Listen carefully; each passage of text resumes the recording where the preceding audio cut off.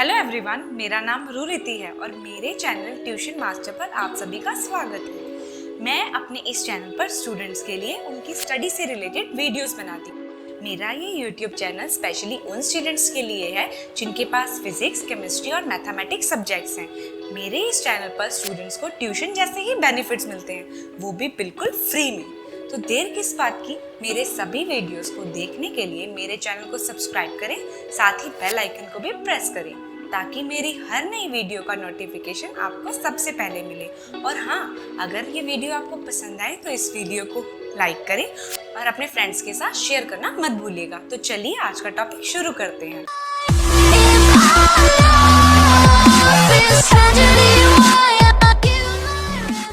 Students, in the previous videos, we have talked about the ways of describing the motion of objects, laws of motion and friction. Another concept that help us understand and interpret many natural phenomena is work. Closely related to work are energy and power. In this video, we shall study these concepts.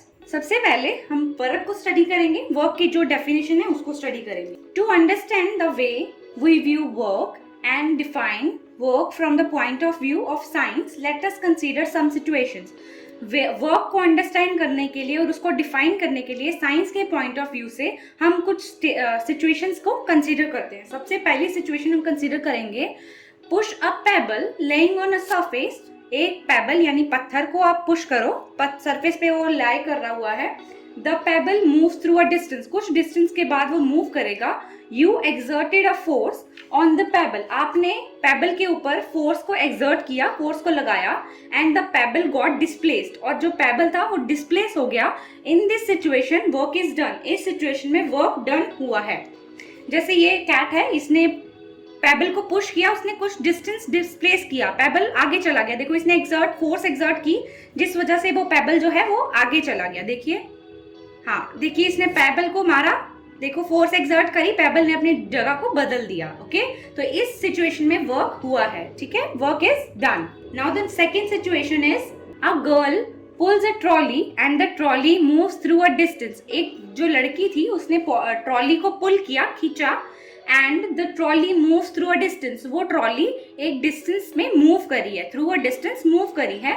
The girl has exerted force on the trolley, girl ने force को किस पे exert किया है, trolley पे, and it is displaced, वो displace हो गई, अपनी जगह से हट गई है। Therefore work is done, therefore work is done. अब देखिए, ये इस ट्रॉली को पुल कर रही है, ट्रॉली अपनी जगह को बदल रही है। ठीक है, ये ट्रॉली के ऊपर फोर्स एक्सर्ट कर रहे हैं, जिस वजह से ट्रॉली जो अपनी जगह को बार बार बदल रही है, डिस्प्लेस कर रही है। इस सिचुएशन में भी वर्क हुआ है। ठीक है, वर्क इज डन। नाउ इसकी डेफिनेशन पढ़ते हैं।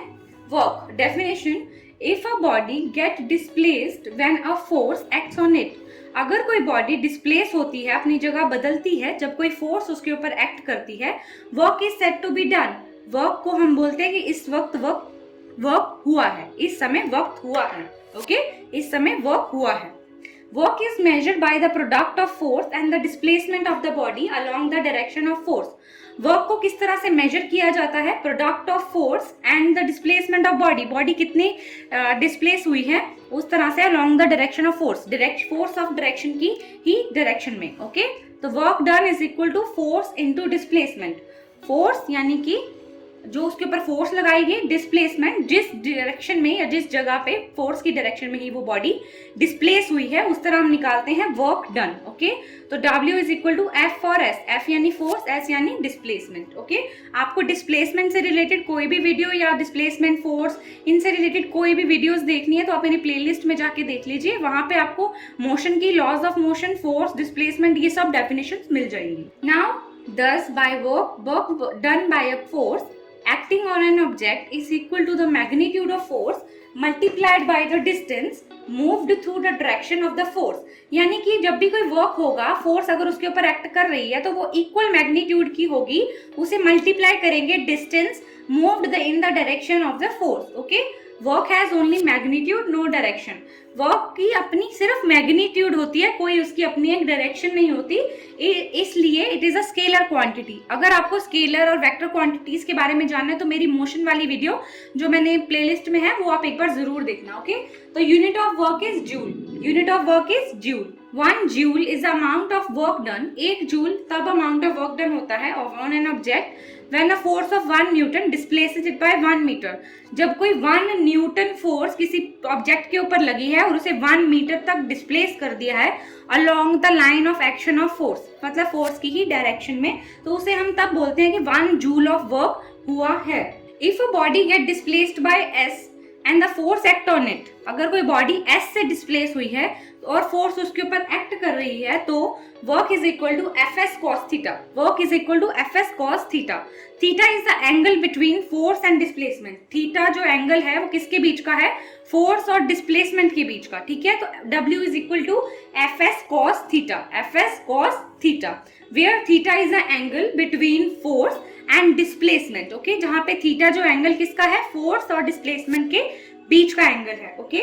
If both force and displacement are in the same direction, अगर फोर्स और जो डिस्प्लेसमेंट है वो सेम डायरेक्शन में है तो जो हमारे पास वैल्यू आएगी वो आएगी एफ एस कॉस थीटा, ठीक है ना। F S theta, theta is equal to 90 degree, हमारे पास थीटा 90 क्या होता है 1, कॉस थीटा 90 क्या होता है 1, तो हमारे पास एफ एस कॉस थीटा की जगह आ गया 1, तो W की वैल्यू क्या आ गई है F S, okay.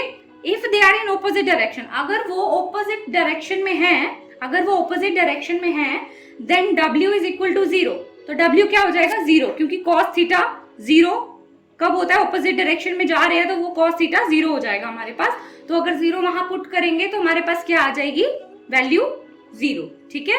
W work done कितना हो जाएगा 0, अगर वो ऑपोजिट डायरेक्शन में जा रहे हैं, हमने बात ही नहीं करी ऑपोजिट डायरेक्शन की, हम तो सिर्फ बात कर रहे हैं along with the direction of force, मतलब फोर्स की ही डायरेक्शन में मूव कर रहे हैं हम, ठीक है। For in case of uniform circular motion, for example, इसका एक एग्जाम्पल है, अगर यूनिफॉर्म सर्कुलर मोशन हो रहा है by the centripetal force the work done is 0, ठीक है। यूनिफॉर्म सर्कुलर मोशन में work done by a centripetal force is 0, okay. Now अगला टॉपिक इसमें हम बात करेंगे एनर्जी के बारे में, ओके। एनर्जी क्या होती है, energy in physics the capacity for doing work, किसी भी काम को करने की कितनी क्षमता है उसे हम बोलते हैं energy. It may be exist in potential, kinetic, thermal, electrical, chemical, nuclear और इन अदर फॉर्म्स। एनर्जी किस किस तरह की हो सकती है, potential, kinetic, thermal, electrical, chemical, nuclear और in other forms, okay. Energy is the process of transfer from one body to another, after it has transferred energy is always designated according to its nature. Energy सिर्फ एक process है, एक body से दूसरी body में transfer हो सकती है, जब वो ट्रांसफर हो जाती है तो उसका जो नेचर है वो उसके अकॉर्डिंगली ही डेजिग्नेट हो जाता है। Now hence heat transferred may convert become thermal energy while work done may manifest itself in the form of mechanical energy। जब हीट ट्रांसफर होती है तो वो क्या बन जाती है, कौन सी एनर्जी बन जाती है, थर्मल एनर्जी। लेकिन जो उसमें काम होगा वो किस तरह से मैनिफेस्ट करेगा, अपने आप को किस फॉर्म में दिखाएगा, वो होएगा मैकेनिकल एनर्जी में, ठीक है। अब all types of energy are associated with motion, it is of 2 types. Energy की सारी जितनी भी हैं वो किस तरह की होती हैं, एसोसिएटेड किससे करती हैं, मोशन से। It is of 2 type, first one is kinetic energy and second one is potential energy. सबसे पहली कौन सी है, काइनेटिक एनर्जी, दूसरी कौन सी है, पोटेंशियल एनर्जी। अब हम पढ़ेंगे काइनेटिक एनर्जी के बारे में। Kinetic energy of an object is energy that it possesses due to motion. वो किस तरह से, ऐसी एनर्जी जो किसी भी बॉडी को किस तरह से मिलती है, क्यों पोजेस होती है, ड्यू टू इट्स मोशन, उसका जो मोशन हो रहा है उसकी वजह से, ठीक है। It is defined as the work needed to accelerate a body, ये ऐसा वर्क हमें चाहिए होता है जो बॉडी को एक्सेलरेट कर सके of a given mass from rest to its stated velocity, मतलब वो रेस्ट से स्टेटेड वेलोसिटी पे उसको ले आए, ऐसा काम हमें चाहिए एक्सेलरेट करने के लिए बॉडी को गिवन मास में, from rest to stated velocity में उसे एक्सेलरेट कर दिया जाए, ठीक है। उसे हम बोलते हैं kinetic energy. Having gained this energy during its acceleration the body maintain this kinetic energy unless its speed is changes. जब हम किसी एनर्जी को गेन कर लेते हैं ड्यूरिंग इट्स एक्सेलरेशन तो बॉडी मेंटेन करके रखती है काइनेटिक एनर्जी अनलेस, जब तक उसकी स्पीड जो है वो चेंज नहीं हो जाती। The same amount of work is done by the body when accelerating from the current speed to the state of rest. Same amount of work तब भी किया जाएगा जब डी एक्सेलेटिंग करेंगे हम उस बॉडी को करंट स्पीड से स्टेट ऑफ रेस्ट पे लाने के लिए, उतना अमाउंट ऑफ वर्क ही काम करेगा जितना अमाउंट ऑफ वर्क उसको वो एनर्जी गेन करने में लगा था.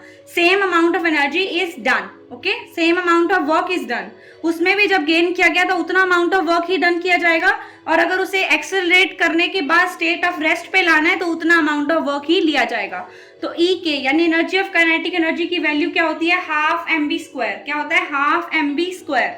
अब हम बात करते हैं potential energy. Potential energy is the energy held by an object because of its position. Potential energy ऐसी एनर्जी है जिसको कोई ऑब्जेक्ट तब हेल्ड करता है जब due to its position, because of its position relative to other objects. Okay, दूसरे object के साथ उसका जो पोजीशन है, उसका जो पोजीशन रिलेट कर रहा है, उस तरह से पोटेंशियल एनर्जी काम करती है. स्ट्रेसेस विद इन इटसेल्फ, उसके बीच में जो स्ट्रेसेस है उस पे भी काम कर सकती है, इलेक्ट्रिक चार्ज पे भी काम कर सकती है, और भी बहुत सारे फैक्टर्स, हीट, टेम्परेचर वगैरह है जिस पे वो काम कर सकती है. तो common types of potential energy include gravitational potential energy. सबसे पहली जो टाइप ऑफ पोटेंशियल एनर्जी है वो है gravitational potential energy of an object that depends on its mass and its distance from the centre of mass to another object. Gravitational potential energy किस पे depend करती है? मास पे and its distance from the centre of mass of other object. Another object के centre of mass पे उसके distance से depend करती है. ये पहली कौन सी है? Gravitational potential energy. Now the second one is the elastic potential energy of N extended spring. Elastic potential energy किसकी? एक्सटेंडेड स्प्रिंग, मतलब स्प्रिंग को खींच के किसी ने एक्सटेंड किया हुआ है, उसकी इलास्टिक पोटेंशियल एनर्जी रहेगी. स्ट्रेसेस हो गया ना उनके बीच में. अब आगे आया the electrical potential energy of an electric charge in an electric field. Electric charge की इलेक्ट्रिक फील्ड में जो पोटेंशियल एनर्जी होगी उसे हम बोलेंगे electrical potential energy. Electric potential energy पहली हमने पढ़ी ग्रेविटेशनल पोटेंशियल एनर्जी, ठीक है. फिर हमने पढ़ी elastic potential energy extended spring की, electric potential energy electric charge की. उसके बाद the unit for energy in the international system of unit यानी SI इज जूल. क्या कौन सा यूनिट ऑफ एनर्जी होता है? Joule, which has a symbol J. उसका सिंबल क्या होता है? J हमारे पास. सबसे पहले हमने पोटेंशियल एनर्जी क्या, काइनेटिक एनर्जी क्या होती है? जब दो ऑब्जेक्ट्स के बीच का जो रिलेशन होता है उस पर कोई डिपेंड नहीं करती है, ठीक है. उनकी बॉडी पे जैसा बस रेस्ट है, उसे मोशन पे लाना है, उसे हम बोल देते हैं काइनेटिक एनर्जी. पोटेंशियल एनर्जी दो ऑब्जेक्ट्स के बीच का रिलेशन और उनकी पोजीशन डिफाइन करती है, उनके बीच के स्ट्रेस है, उनके इलेक्ट्रिक चार्ज है और अदर फैक्टर्स हैं, इस पे डिपेंड करती है. उसके बाद ग्रेविटेशनल पोटेंशियल एनर्जी आई जो मास पे और उसके distance from the centre of other object depend करती है. Electric potential, elastic potential extended spring की, और इलेक्ट्रिक पोटेंशियल एनर्जी किसी इलेक्ट्रिक चार्ज की इलेक्ट्रिक फील्ड में. ओके, तो यूनिट ऑफ एनर्जी क्या था? जूल हमारे पास, उसका सिंबल क्या होता है? J. अब हम आगे पढ़ते हैं. नेक्स्ट लास्ट टॉपिक है पावर. ओके, डेफिनेशन क्या है? Rate of doing work is called power. कितने रेट में काम हो रहा है उसे हम बोलते हैं power. If an agent done W work in time T then the power of agent is equal to W by में T. Rate of doing work, अगर कोई एजेंट जो है वो काम कर रहा है W इन टाइम T में, तो उसकी पावर क्या होगी? W बाय में T. आगे SI unit of power is watt, है ना, named as the respect of the scientist James Watt. ठीक है, ये पावर का जो SI यूनिट होता है उसको वाट कहा जाता है. वॉट हम बोलते हैं वॉट. तो उसको किस वजह से मिला? साइंटिस्ट को रिस्पेक्ट करने के लिए जेम्स वॉट नाम का साइंटिस्ट था, जिनके वॉट लास्ट नेम से हमें ये पावर का यूनिट मिला. आगे वॉट इज इक्वल टू क्या होता है? जूल बाय में सेकंड. हमने बोला W का यूनिट क्या था? जूल. टाइम का क्या होता है? सेकंड. तो वॉट का क्या हो गया, यानी पावर का क्या होगा? जूल बाय में सेकंड. तो 1 kilowatt is equal to 10 raised to power 3 watt. 10 raised to power 3 watt. 1 kilowatt. 1 megawatt 10 raised to power 6 watt. Okay, horse power is a practical unit of power. Power की सबसे ज्यादा practical unit कौन सी होती है? Horse power. Power की सबसे ज्यादा प्रैक्टिकल यूनिट कौन सी होती है? Horse power. 1 HP is equal to 746 watt. 1 HP is equal to 746 watt. 1 watt second. 1 watt second is equal to 1 watt into 1 second. ठीक है, तो ये क्या बन गया? 1 जूल. 1 जूल. आगे 1 watt hour WH is equal to 3600 joule.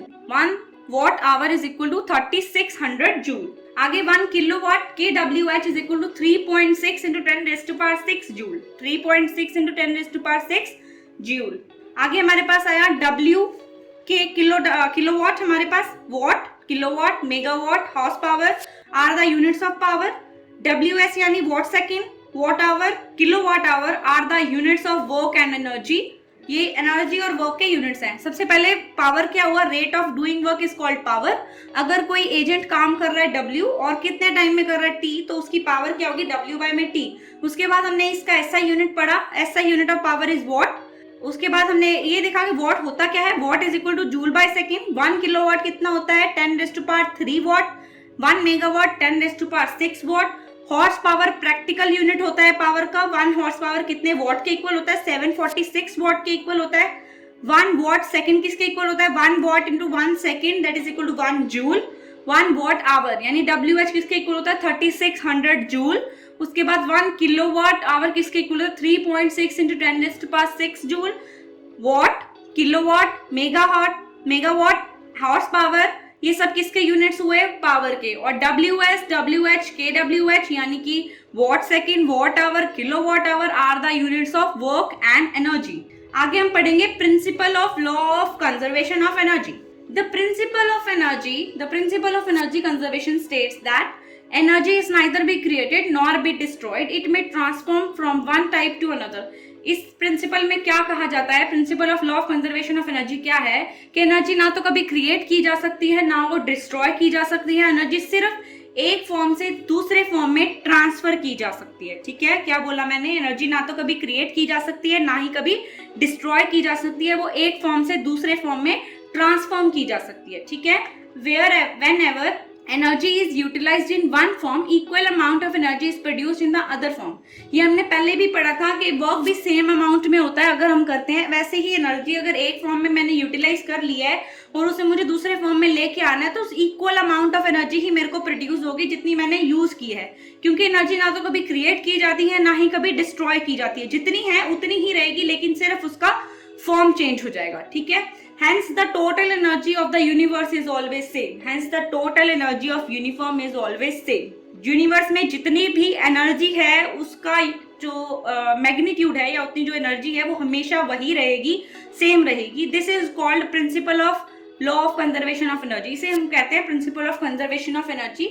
Energy can neither be created not be destroyed, it may transfer from one form to another form. Okay, like the mass conservation principle, the validity of conservation of energy on experimental observations. जैसे कि मास का conservation principal है तो इसकी भी validity, energy की जो conservation की वैलिडिटी है वो भी हर एक्सपेरिमेंटल ऑब्जर्वेशन पे लाई करनी चाहिए। इसे हम बोलते हैं एम्पेरिकल लॉ। क्या होता है कि जो भी आपने कंजर्वेशन का लॉ दिया है उसकी जो वैलिडिटी है वो हर एक्सपेरिमेंटल ऑब्जर्वेशन में सेम रहनी चाहिए। ठीक है, तो जैसे मास कंजर्वेशन प्रिंसिपल की वैलिडिटी हमेशा वही रहती है, वैसे ही एनर्जी वाले की भी वही रहनी चाहिए।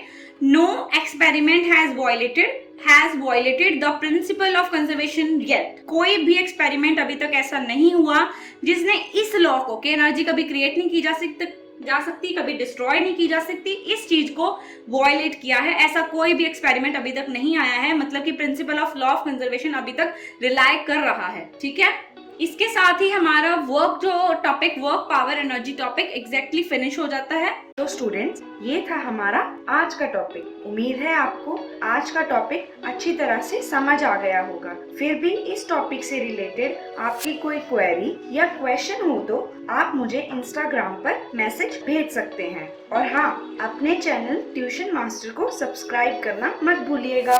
धन्यवाद।